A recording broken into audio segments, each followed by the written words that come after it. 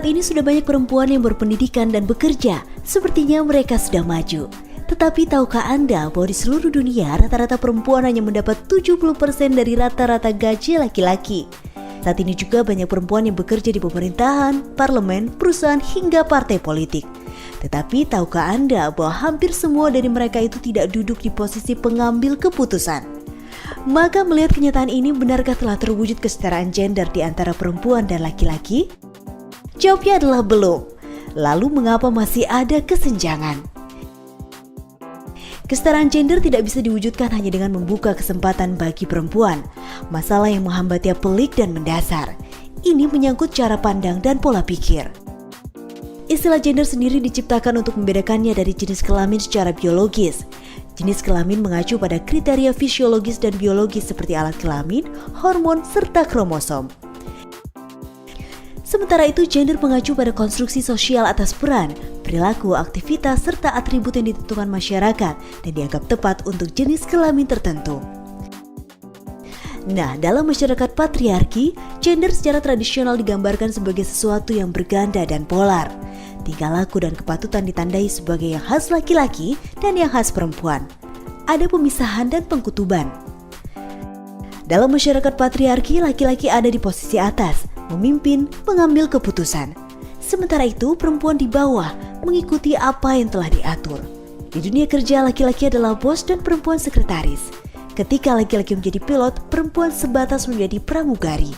Posisi hierarki terutama terjadi di rumah tangga. Laki-laki ada di depan sebagai kepala keluarga, sementara perempuan di belakang. Gambaran kita tentang perempuan dan laki-laki serta apa yang seharusnya mereka lakukan adalah produk dari pandangan masyarakat di mana kita tinggal. Di sini terjadi proses yang dinamakan sebagai doing gender atau melakukan gender. Kita melakukan gender ketika menempatkan jenis kelamin sebagai dasar dan pembeda. Saat bayi lahir, hal pertama yang dilakukan dokter adalah melihat alat kelaminnya. Tindakan ini tidak ada hubungan dengan kepentingan medis, melainkan bagian dari doing gender tadi. Setelah bayi diklasifikasi, giliran orang tua melakukan doing gender. Mereka mengidentikan bayi dengan warna-warna khas gender. Apa yang disebut normal adalah bayi perempuan memakai baju pink dan bayi laki-laki biru.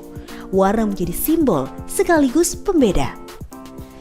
Setiap individu selalu doing gender. Mereka selalu melakukan atau menyimpang dari performa yang diterima secara sosial atas stereotip-stereotip. Dengan melakukan gender, kita memperkuat keyakinan bahwa hanya ada dua kategori gender yang saling berlawanan dan pada dasarnya berbeda. Kita terus-menerus dievaluasi oleh orang lain dengan menggunakan parameter gender. Karena itu, gender dikatakan omnirelevan, yang berarti orang selalu menilai perilaku kita untuk menjadi baik laki-laki atau perempuan. Dalam interaksi individual, masyarakat belajar apa yang diharapkan, melihat apa yang diharapkan, serta bertindak dan beraksi dengan cara yang diharapkan. Dengan demikian, secara serempak kita dikonstruksi dan dipertahankan atas perintah gender.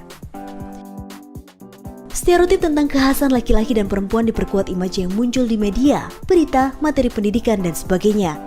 Laki-laki harus memerankan hal-hal yang maskulin. Untuk kelas mapan, laki-laki ideal adalah seorang bos, bekerja di kantor, memiliki rumah, mobil, istri, dan 2 anak. Persis di iklan-iklan. Sementara bagi perempuan, mereka harus memerankan hal-hal yang feminin, seperti melayani anak-anak dan suami, menjadi ibu rumah tangga, menjadi cantik. Ini juga persis dengan gambaran dalam iklan-iklan produk rumah tangga, semisal sabun cuci, bumbu masak, alat membersih rumah tangga, hingga iklan kosmetik. Feminitas dan maskulinitas sebetulnya adalah majemuk, banyak bentuknya. Apa yang didefinisikan sebagai perbedaan antara maskulin dan feminin ditentukan oleh faktor-faktor seperti etnis, agama, kelas, budaya bangsa, orientasi seksual, serta berbagai faktor sosial lainnya. Apa yang dimaknai sebagai maskulinitas dan feminitas dinilai oleh kultur yang berbeda. Ekspresi serta peran maskulin dan feminin sesungguhnya merugikan semua pihak, baik laki-laki, perempuan, dan juga anak-anak. Hidup kita menjadi dibelenggu keharusan-keharusan, tuntutan-tuntutan, dan bukan atas dasar kebebasan dan ekspresi pribadi. Kenyataan juga menunjukkan sifat laki-laki dan perempuan tidak berada pada dua kutub yang berseberangan. Ada gradasi, pencampuran, dan juga variasi. Kehadiran kelompok transgender dan interseksual misalnya adalah realitas yang ada di masyarakat dan tidak dapat diakomodasi cara pandang patriarki.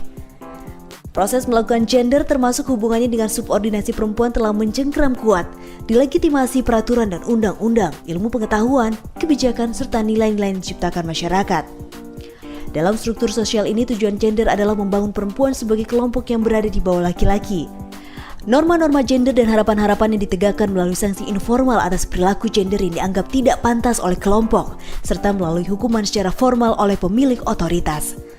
Maka kita paham kesenjangan gender bukan akibat dari jenis kelamin, fisiologi, hormon, dan kecenderungan genetik. Ketidaksetaraan gender adalah produk dari konstruksi sosial di masyarakat. Ia tidak bisa diselesaikan sebatas dengan memberi kesempatan. Cara pandang kita harus berubah.